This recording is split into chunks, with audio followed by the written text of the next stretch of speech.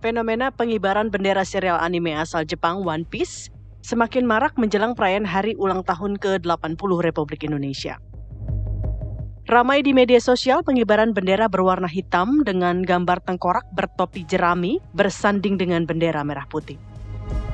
Bendera One Piece yang viral di masyarakat merupakan bendera milik kru bajak laut topi jerami yang dipimpin karakter utama Monkey D. Luffy yang berambisi menjadi Raja Bajak Laut. Bendera Jolly Roger, topi jerami dalam cerita One Piece menjadi simbol kekuatan, kebebasan, dan persahabatan. Menanggapi hal tersebut, Wakil Ketua DPR RI, Sufmi Dasko Ahmad menilai perlu kewaspadaan terhadap potensi gerakan yang dapat mengancam persatuan dan kesatuan bangsa. Penggunaan simbol atau idiom budaya populer kerap digunakan untuk menyampaikan ekspresi atau pesan tertentu.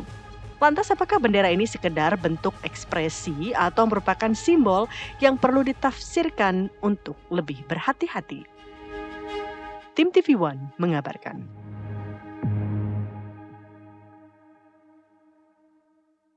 Kita juga mendeteksi dan juga dapat masukan dari lembaga-lembaga pengamanan dan intelijen. Memang ada upaya-upaya yang namanya untuk memecah belah persatuan dan kesatuan bangsa. Himbauan saya kepada seluruh anak bangsa, mari kita bersatu. Justru kita harus bersama lawan hal-hal seperti itu. Bang, berarti ini maksudnya ada gerakan sistematis untuk memecah gitu ya, Bang? Ya, itu ada gerakan sistematis untuk memecah belah kesatuan bangsa. Memang paling cocok hari Minggu itu nonton kartun biasanya. Ingat kan zaman dulu Andi Kumala kalau hari Minggu bangun pagi, udah di depan TV, minta sarapan roti sama mama kan begitu. Kita udah nontonin kartun, ada Doraemon, ada Shinchan, ada One Piece begitu yang saat ini ramai diperbincangkan karena ada pengibaran bendera Jolly Roger begitu yang ternyata ini bagi beberapa pihak dianggap sebagai suatu bentuk atau simbol perlawanan. Iya, tapi apakah benar ini simbol ekspresi perlawanan atau hanya sekedar gelombang budaya populer Jepang? Nah, kan emang lagi tren ya, anime, manga. Kita akan memperbincangkannya di Apa Kabar Indonesia Pagi bersama narasumber kita yang sudah hadir di studio. Ada Bang Henry Satrio, analis politik. Selamat pagi Bang Henry. Selamat pagi, salam nakama. Iya. Memang paling cocok mendatangkan Bang Hensa karena ternyata Bang Hensa ini wibu juga loh, Andi Kumala ini wibu. Gak semua tapi ikutin. Oke. Ikutin dong One Piece? Ada. Oh, oke. Tapi tidak hanya Bang Hensa, kita juga sudah terhubung dengan Bang Firman Subagio, politisi Partai Golkar. Selamat pagi Bang Firman. Selamat pagi Bang Firman. Assalamualaikum. Wassalam.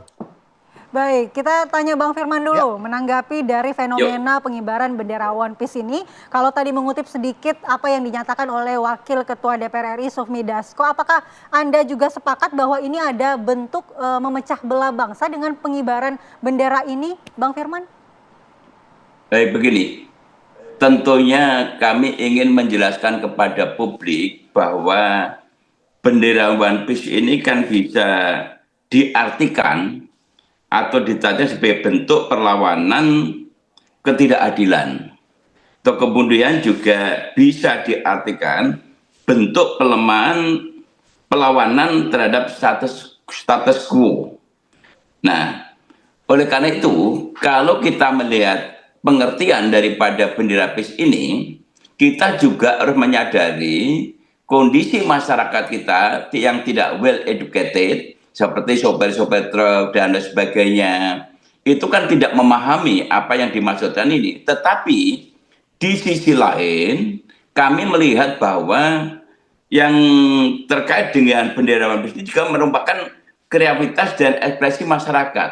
Namun ketika sebuah kreativitas dan ekspresi masyarakat yang mempunyai tafsir, mempunyai arti-arti tertentu, kalau ini tidak segera diantisipasi, maka masyarakat itu bisa salah memahaminya. Apalagi dalam situasi kondisi seperti sekarang ini yang sangat sensitif ya. Ada beras oplosan yang sedang dilontarkan oleh pemerintah, dan kemudian juga ada hal-hal lain yang tidak, ya kami anggap tidak puas, seperti di Pantura khususnya.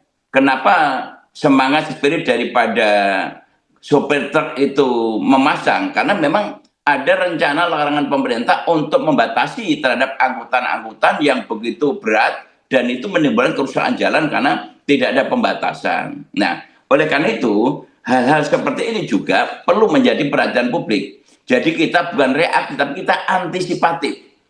Antisipatif agar masyarakat jangan salah menafsirkan. Apalagi kalau ini dikaitkan dengan peringatan HUT proklamasi yang ke-80. Harusnya HUT proklamasi ini kan kita rayakan dengan suka, ya, kita rayakan dengan penuh dengan hikmat, dengan ya kebahagiaan bersama, karena kemerdekaan yang sudah kita perjuangkan sekian lama itu baru tercapai tahun 1945. Nah, harusnya ekspresi itu seperti itu. Kalau memang ada hal-hal yang terkait dengan ketidakpuasan publik, ya kita welcome, kita menerima kritik karena negara demokrasi di mana esensi demokrasi itu adalah adanya sebuah perbedaan. Ketika masyarakat itu ada sesuatu yang tidak puas, silahkan kita disampaikan kepada wakil-wakilnya yang ada di Jakarta, bahkan kami tidak segan-segan juga turun. Tapi saya merasa bahwa sebetulnya ini memang tidak perlu dibesar-besarkan, namun kita juga aparat keamanan, kemudian juga semua yang punya otoritas bisa memberikan ya edukasi, pembelajaran apa maksudnya pemasangan ini. Jangan sampai memprovokasi masyarakat ketika ini nanti ada gesekan-gesekan antara masyarakat karena dipolitisasi oleh pihak-pihak tertentu, kemudian dimanfaatkan untuk tujuan tertentu, ini juga berisiko terhadap kemungkinan sampai terjadinya makar itu yang saya sampaikan kemarin itu. Penjelas saja adalah kenapa konteksnya ini One Piece ini dikaitkan dengan HUT proklamasi ke-80, bahkan benderanya itu dijejerkan. Itu yang tidak tepat bagi saya sebagai warga negara Indonesia. Saya mengatakan di mana-mana proklamasi kemerdekaan harus dinikmati. Ayo kita pesta kemerdekaan kita rayakan secara bersama-sama. Dan ini yang sekarang ini kami prihatin, dan tapi saya bersyukur bahwa saya dalam perjalanan dari mulai Jakarta kemarin ke Pantura sampai hari ini posisi saya masih di Kabupaten Pati. Alhamdulillah tidak ada masyarakat yang terpengaruh. Kenapa? Kami juga mensosialisasikan pada masyarakat. Tidak perlu ikut-ikutan tentang masalah hal-hal yang tidak kamu ketahui. Karena nanti kalau terjadi sesuatu, maka kamu akan terbawa larut kepada persoalan-persoalan kalau sampai itu menyimpang terhadap apa norma-norma aturan hukum. Ini yang penting harus dilakukan. Baik, Bang Firman, saya mau ke Bang Hensa langsung. Bang Hensa, apakah tidak berlebihan begitu ya pengibaran bendera Jolly Roger ini kemudian memberikan perhatian khusus dari pemerintah begitu? Ya, ini ada dua nih, saya mau lihat dari sisi media sosialnya, dari netizen sama teorinya. Yang media sosial dulu lah. Ya.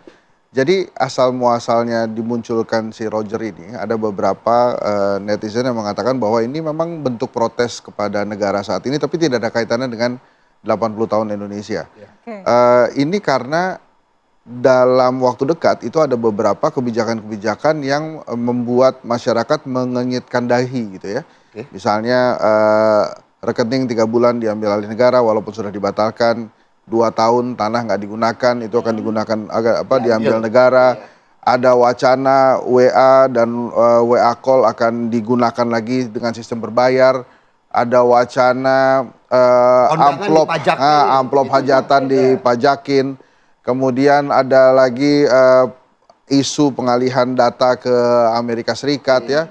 Jadi macam-macam hal-hal itu yang muncul dan kemudian membuat masyarakat tergerak. Yang terakhir kan tentang kafe dan restoran tidak boleh lagi menyetel lagu-lagu Indonesia maupun Barat karena itu akan dikenakan hak cipta dan lain-lain. Jadi bentuk protes ini yang kemudian direspon dengan si Jolly Roger ini, karena dalam ceritanya memang Luffy dan kawan-kawan itu mereka kan melawan Celestial Dragon tuh ya, yang dianggap sebagai kekuatan global yang menindas masyarakat kecil gitu. Nah ini sebetulnya bentuk pertanyaan-pertanyaan. Nah responnya Bang Dasko tuh udah benar. Jadi dia bilang kan awalnya dia memang jangan begitu gitu, tapi kemudian dia melanjutkan dikatakan bahwa tolong jangan dibentur-benturkan gitu. Karena ini bentuk ekspresi aja. Bahkan dia sebut keluarganya dia di lingkarannya juga ada nakama juga gitu ya. Dan yang menarik kemudian kalau dibuka di Instagramnya Bang Dasko itu, dia luncurkan juga Kancil Persatuan Indonesia ya. Jadi ada gambar Kancil Persatuan Indonesia.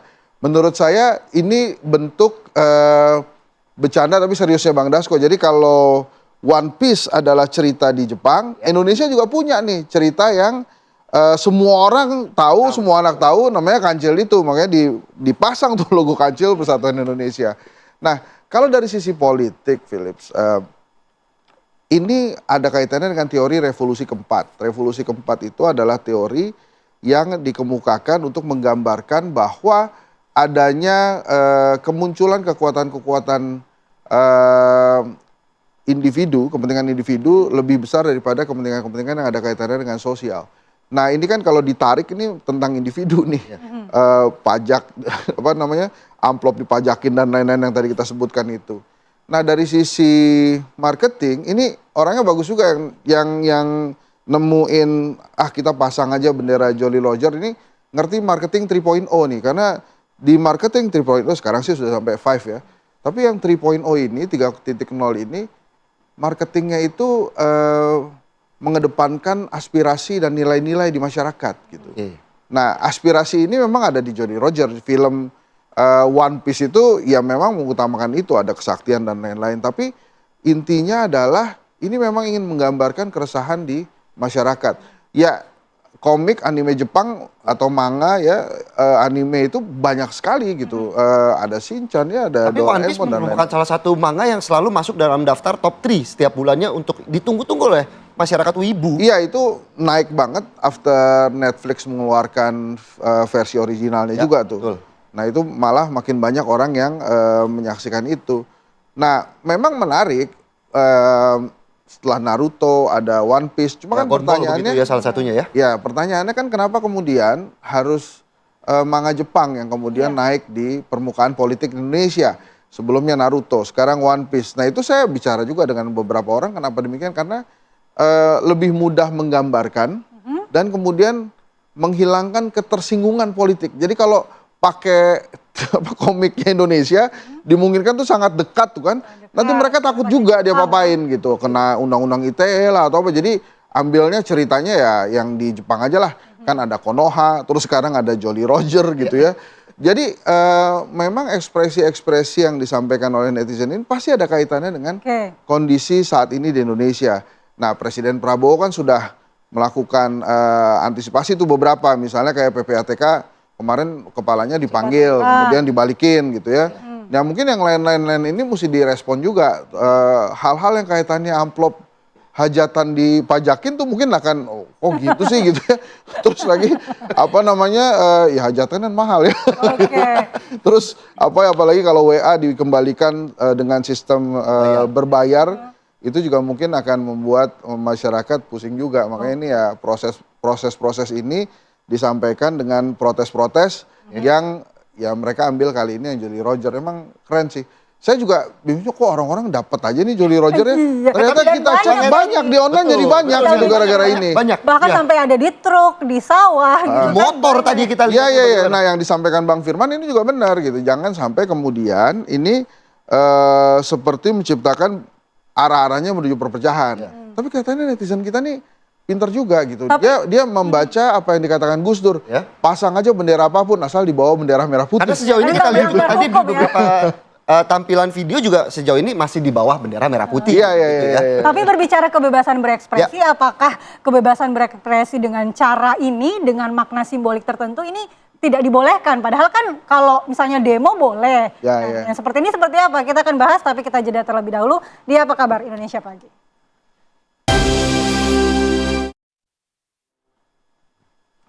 Kembali kita lanjutkan dialog di Apa Kabar Indonesia Pagi. Saya mau ke Bang Firman terlebih dahulu sebelum kembali ke Bang Hensa. Bang Firman, kalau memang ini adalah bentuk ekspresi anak muda, ekspresi politiknya, mungkin ini adalah sebuah kritik juga dari makna bendera One Piece ini. Apakah memang ini tidak diperbolehkan, Bang? Kalau memang ini hanya bentuk kritik saja begitu? Boleh saja. Saya sepakat dengan pendapat Mas Hendy Satrio tadi. Akhir-akhir ini kan sedang banyak masalah yang muncul ya. tetapi saya rasa dengan menggunakan slogan-slogan atau menggunakan alat-alat yang tidak diketahui oleh publik, kita bisa menimbulkan salah persepsi. Apalagi patron orang Indonesia itu kan panutan, ngikuti benar atau salah itu orang di bawah kadang-kadang ikut aja, tapi nggak ngerti makna dan aturannya atau risikonya. Contoh ya, ini contoh Mas Henry, saya tergelitik juga seperti Mas Henry tadi. Saya baru saja dikirim dan ditanya orang, bahkan dikirim foto-foto, ada pejabat tinggi negara yang sampai sekarang ini masih banyak di media sosialnya yang menggunakan PIN itu. Nah, ini kan bahaya sekali kalau tidak ada edukasi kepada masyarakat sehingga bisa menimbulkan tafsir gitu.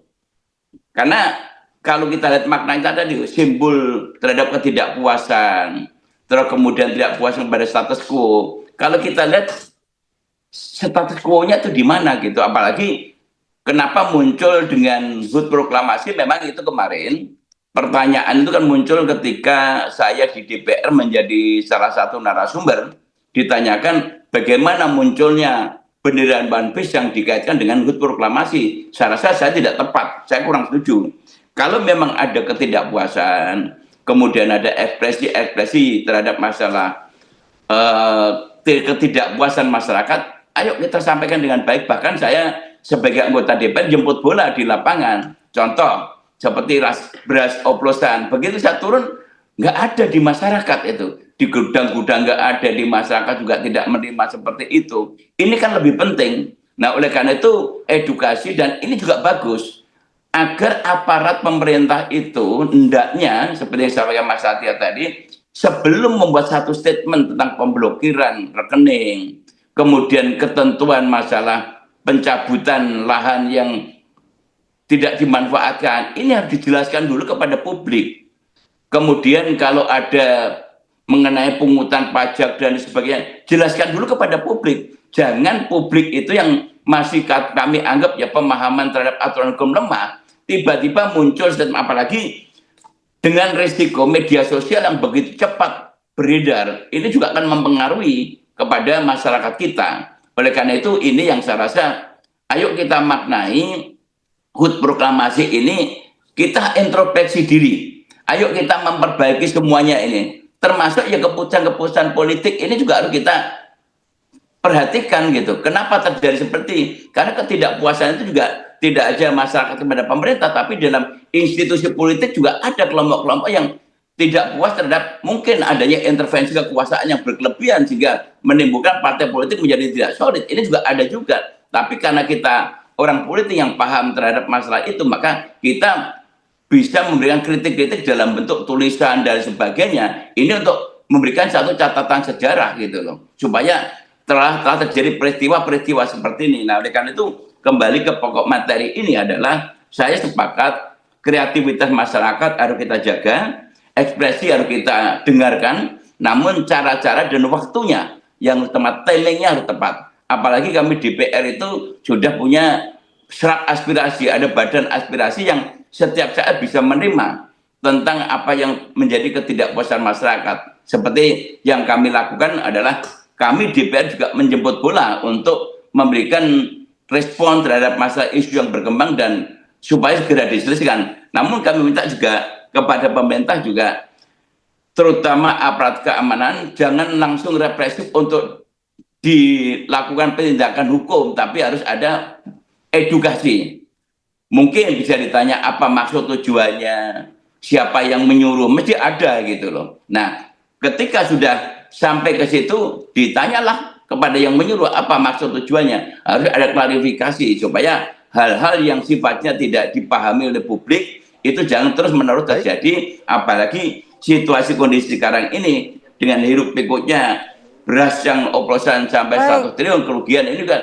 Apakah ini mohon maaf Mas Henry Satrio, ini ada yang juga berkomentar, jangan-jangan ini hanya pengalihan isu saja. Nah, ini kan menjadi kemana-mana, akhirnya ya mudah-mudahan tidak terjadi sesuatu gitu. Tapi saya sebagai anggota DPR, saya suka dengan kritik-kritik masyarakat, namun waktunya harus tepat, jangan barengkan, apalagi dipasang satu tiang merah putih di atas, One Piece-nya di bawah. Ini yang saya sebagai anak bangsa rasa-rasa kurang tepat.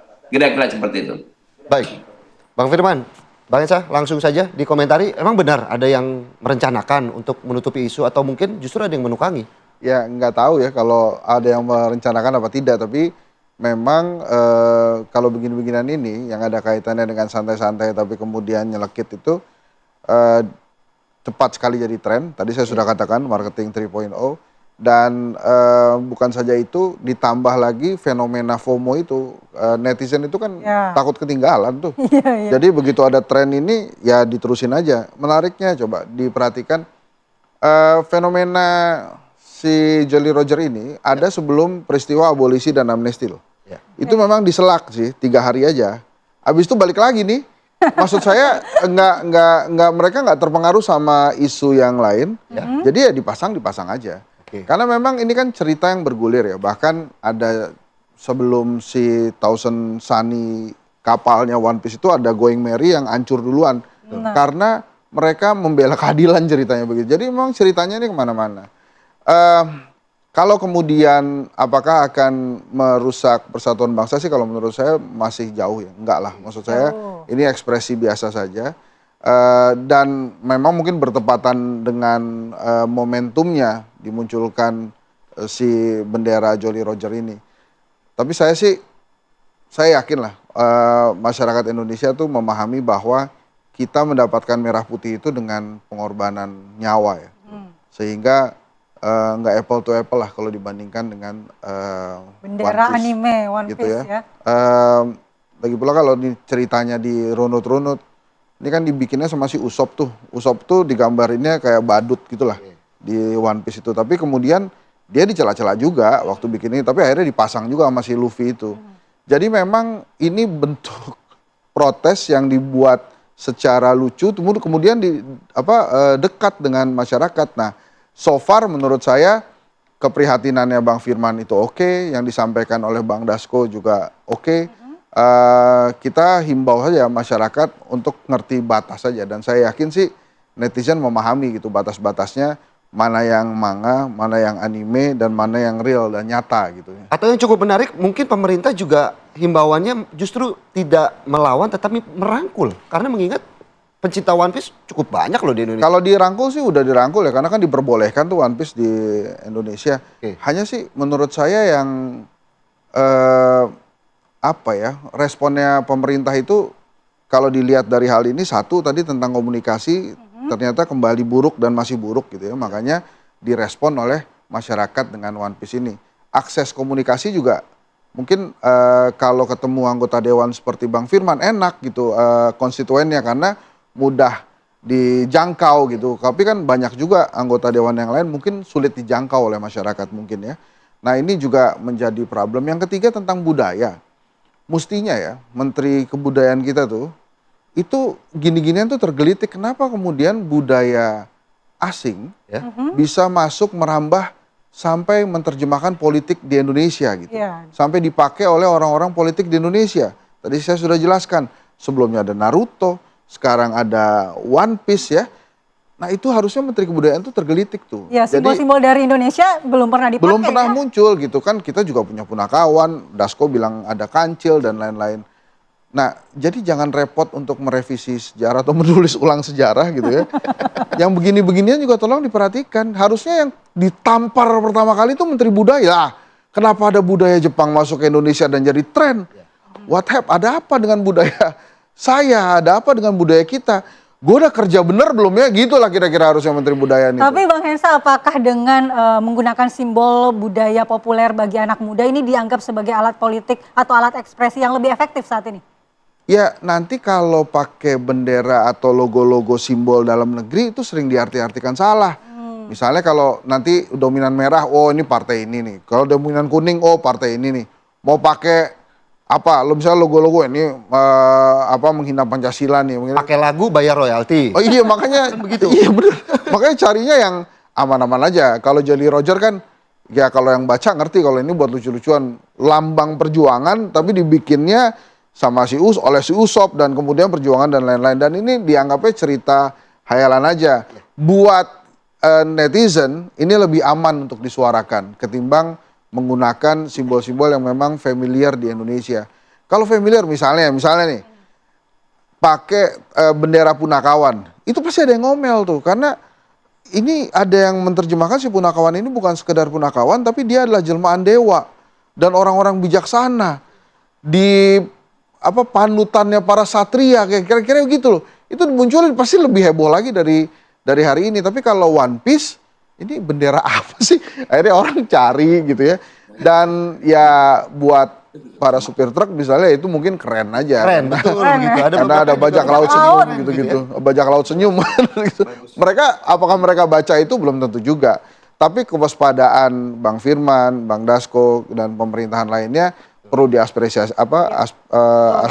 apresiasi juga karena ya mereka tugasnya memang menjaga supaya persatuan di Indonesia ini tetap ada. Tapi ya buat teman-teman juga saya yakin nih, bukan saya menghimbau lagi. Saya yakin. Tahu mewakili suara One Piece. Bukan. Saya yakin aja, tahu kok pasti batasannya.